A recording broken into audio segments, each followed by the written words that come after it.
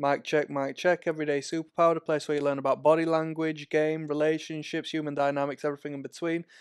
One link down in the description, and that's the Patreon as to where you're going to learn how to identify attraction and repulsion body language by actual videos, and I'll break it down in real time. You'll never forget the information. But this video, we're going to break it down, go back to basics. Why did she touch me? Did she intentionally touch me? And this even goes out to the women. Did he intentionally touch me? And blah, blah, blah, blah. We're going to talk about accidental touching in the world of non-verbal communication, in the world of body language, in the vein of seduction and accidental and everything in between, all right? So hold on tight if you're looking for the answers to your question. Did they intend on do it? What did it mean, right? We're going to talk on touching someone by accident or what may be perceived as accidental. Brushing up against someone, let's say you're walking around in a crowd and you accidentally come across someone who's a little bit too close. Were they intentionally too close just due to the proximity as to where they had to stand, or could they have not done that? Have they intentionally tried to send a signal? All right. Touching between two people, that seems to happen without any meaning. But is there a deeper meaning to this? Okay. So this can happen between random strangers, generally speaking, in busy or crowded environments, as to where there may be more of an excuse for people to be within their intimate space. And when somebody physically touches another person, they are way into their intimate space. They're physically touching someone, right? And it strikes such a chord with you and your brain, because your brain is striking you with the alert of survive. I need to survive. This human being, this potential threat is so close to you. You need to be alert to this. Okay?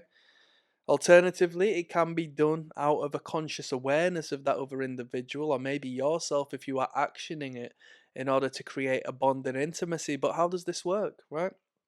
Well, it can be utilized to spark sexual interest or intimacy. I'm sure that's why the majority of people have come across this video. It is because of this, all right? Inquiring as to whether it was intentional or not, because it's inspired some degree of sexual questioning,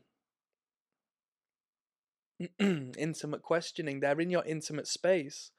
So why can't you have intimate response to what they've done? So when somebody lightly brushes up against you or bumps into you, they can do so in order to put you on their sexual radar, right? This is a possibility. Now you need to read the room here. Okay, you need to look at so many different things which we're going to discuss, but it is quite possibly a thing. While sharing space where is little to no room for maneuver, friendships can be emphasized and blossomed through these occasional touches, through this intimacy. Yeah? It can be seemingly accidental in nature, but it can be utilized to create specific outcomes, which includes intimacy, friendship.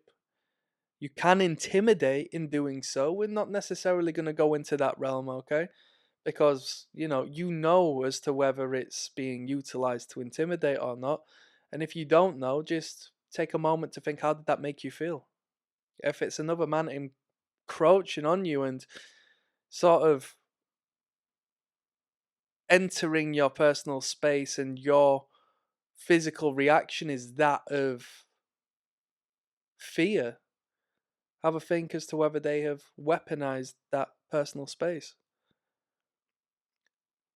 The intent of the accidental touching and the context of such is going to define how others interpret the particular accidental touch. And we're going to talk about it in three different contexts. One of them being a general sense, okay?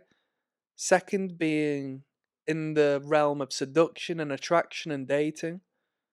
Well, we're actually going to talk about it in five senses, actually, because it can be utilized in business and establishing friendships and relationships as well.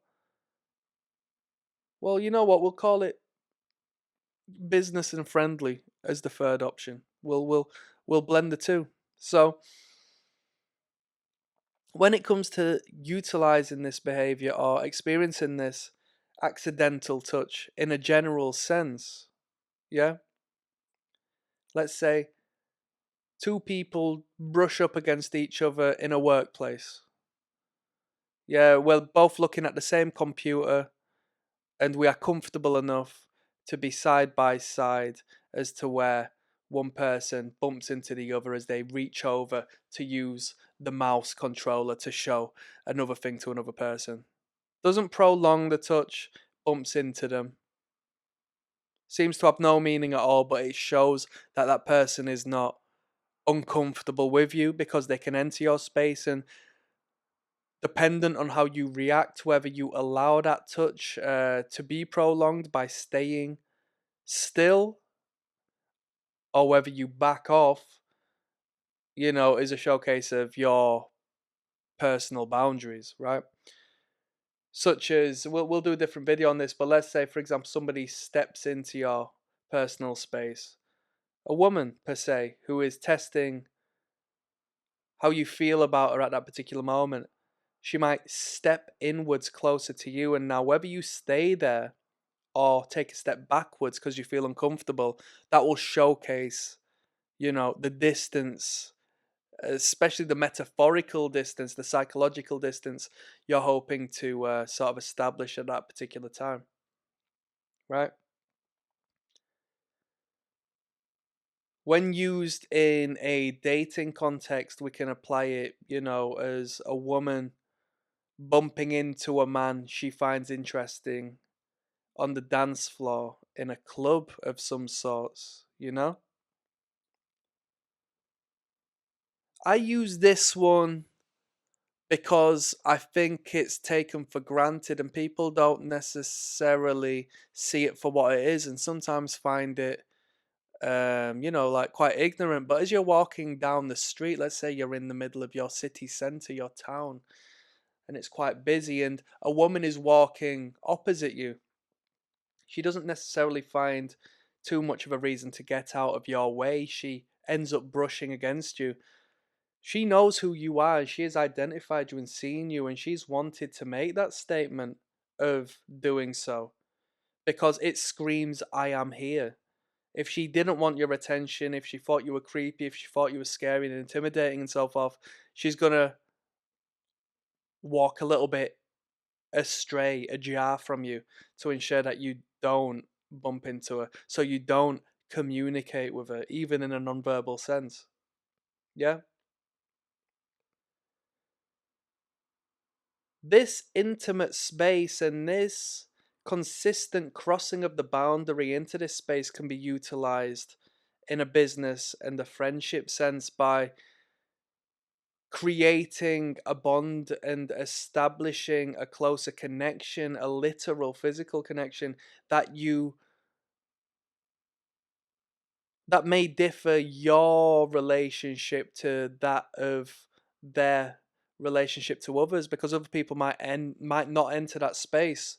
So once again, you find there's a parallel with the physical connection and the mental connection, the closeness of camaraderie and friendship through the idea that you can literally physically touch this person. And given that you can read the signs, if that person is not put off or put under any degree of discomfort from your physical touch, that showcases that they feel comfortable around you.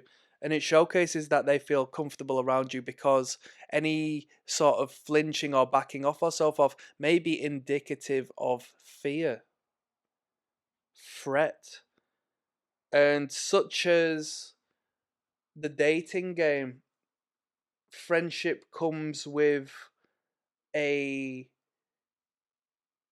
you know, undertone of non-threatening behavior. It's contrary to being threatened. It's to be comfortable. Regardless, let's continue. Okay, so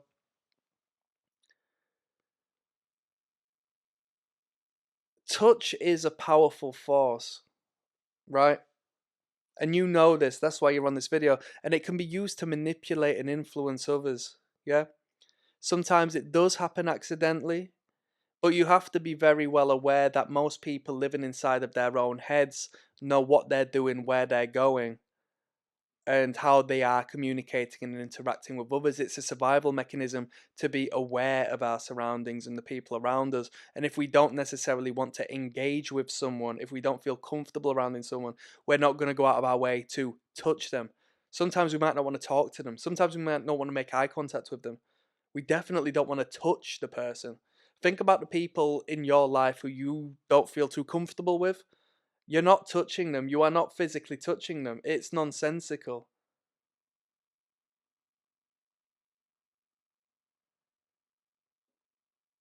So it's a display of courtship from time to time. And I'm going to talk some personal stories and ideas. It could be an indicator of sexual interest because think about this. If you are communicating as a person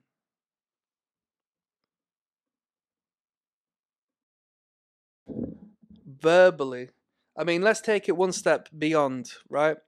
We're actually going from the spiritual here into the primitive. We're actually regressing to our primitive ape like selves in this manner, driven by lust and sexual urge, and the roots need to procreate. We're talking on the sexual level here, we're talking about attraction and dating and so on and so forth. Man and woman, although, it relates no matter what the whether it's heteronormative or homosexuality or whatever, it still works the same way. We are still human. And it still comes from this. Spiritually speaking, we identify someone. Our unconscious allows us to know that we are attracted to that person. From there, we are psychologically aware, we are consciously aware, we know that we're attracted to that person. From there, we engage in verbal communication, we talk to the person. And then from the verbal, we physically touch. How do we physically touch? It's a lot easier accidentally physically touching, accidentally bumping into that person, right? But the next step is to engage in intimate, physical, sexual, passionate, non-verbal communication, and you can fill in the gaps as to what that means. You have walked down the street side by side with a woman before, and you found yourself just bumping into her from time to time. You might not have consciously decided to do that, but through your engagement, you have created attraction. There's repulsion and there's attraction. If they were repulsed, if you were repulsed, your body wouldn't be connecting. You weren't attracted to her in a magnetic sense, physically speaking, but your unconscious mind is bringing one and one together. Do you see where I'm coming from? Amplify it to a broader extent, and you will see that given this relationship continues to bloom and things continue establishing momentum in this realm, that unconscious accidental touch and brush will soon become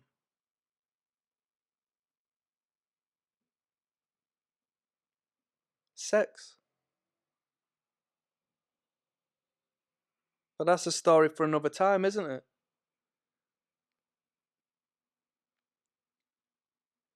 Sometimes when you are engaging with a person, you find a perfect excuse to accidentally touch. And this might not be a gentle brush on the train. This might not be bumping into her down in the street. You may portray a literal physical touch under the guise of it being non meaningful, right? Such as the accidental touch being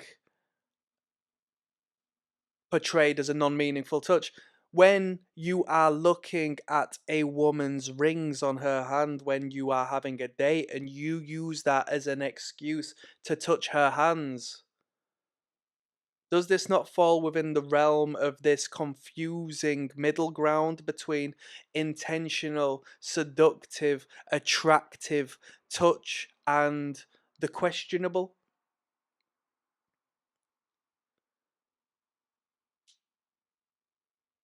Do you see where I'm coming from? When you ruffle a woman's hair, or if she does it to you in a playful manner, yes, it's intentional, but does it not fall under the same umbrella of this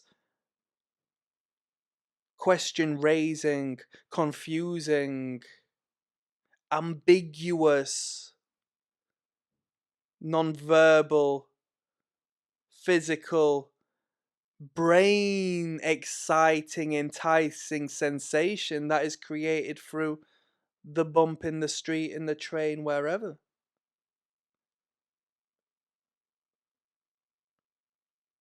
I'll leave this on this one. There is attraction and there is repulsion. Attraction brings people together through minds first, through bodies second, and repulsion pushes people apart. If you are apart, you are not physically touching. That's some food for thought. And on that, I'm signing out. Click like and subscribe. Peace.